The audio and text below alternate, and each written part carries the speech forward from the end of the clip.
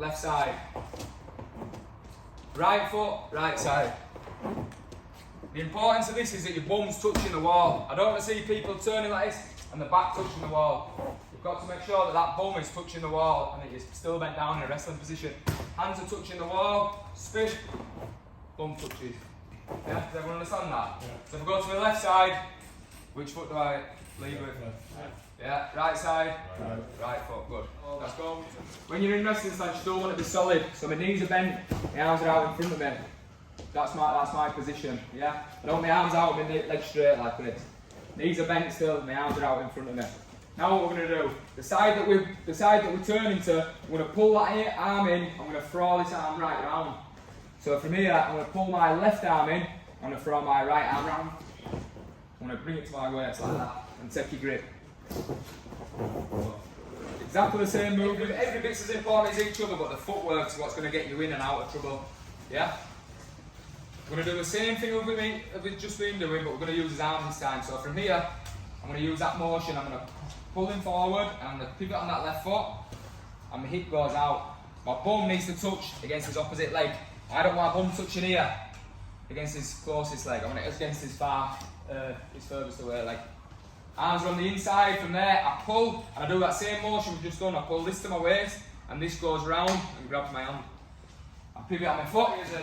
Doing the perfect twist, so you're pulling this arm in, but you're leaving this arm up here, and you're going to here.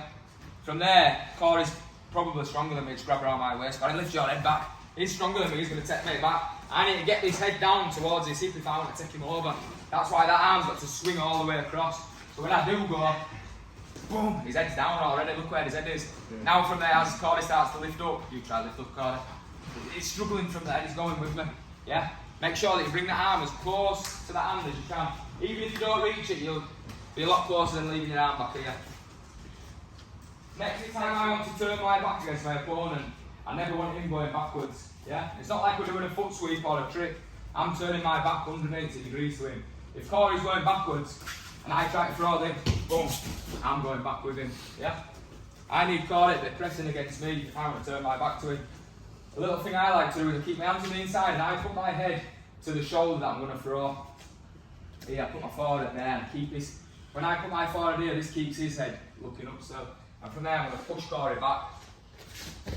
See what Corey's going to automatically start to press against me, and I can feel that. So this is a bit of a, it's more of a timing thing. You'll start to realise when your opponent's pushing back. So all you do is get used to his momentum. I'm going to push Corey back. As soon as I feel that way, that's the time when I'm going to spin. Arms on the inside, push forward. I feel that way, and that's my time to go. So we're going to do the exact same thing, but you're going to push your opponent this time. As soon as you feel that way, you go. You might not get it every time, but you'll start getting used to it. You forget the importance of pulling that arm in. I just went round and a couple of people are having his arms on the outside and they're locking up here and trying to throw. Pulling that arm in is just as strong as getting a lock. So when I do turn and I pull that arm, that's just as tight as being underneath here and locking with the momentum, yeah? The next bit's the throw. We're going to go down on his knee today because obviously it's a busy mat and it's the first time we've been doing this.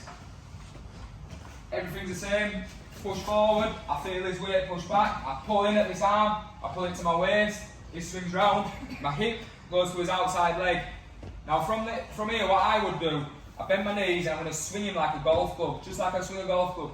So from there when you swing, like that, that's the exact same motion we're going to do. Yeah? Push, step, from there bend, and you go straight over, yeah? What we're going to do today is we're going to swing, but then we're going to drop down to his knee.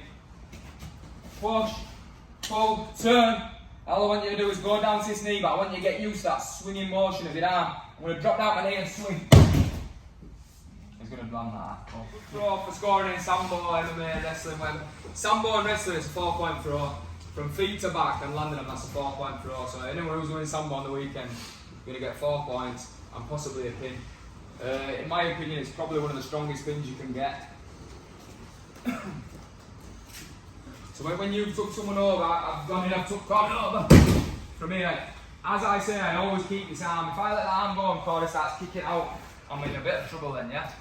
If you've got hold of Corey's head and arm, very hard for him if I spread my weight to go. So what I'm going to try to do from here, you guys, what I'm going to do, I'm going to lift this head up and I'm going to grab the back of my own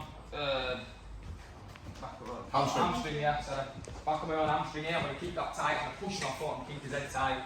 I've got to keep his head up. I like to grab that there. It's a bit of a trick I do. From there, I'm going to squeeze his elbow in and lift up. Now, wherever Cordy goes, I'm going to follow him. So if Cordy starts turning, go on, you start getting out fast. I'm just going to keep turning with him.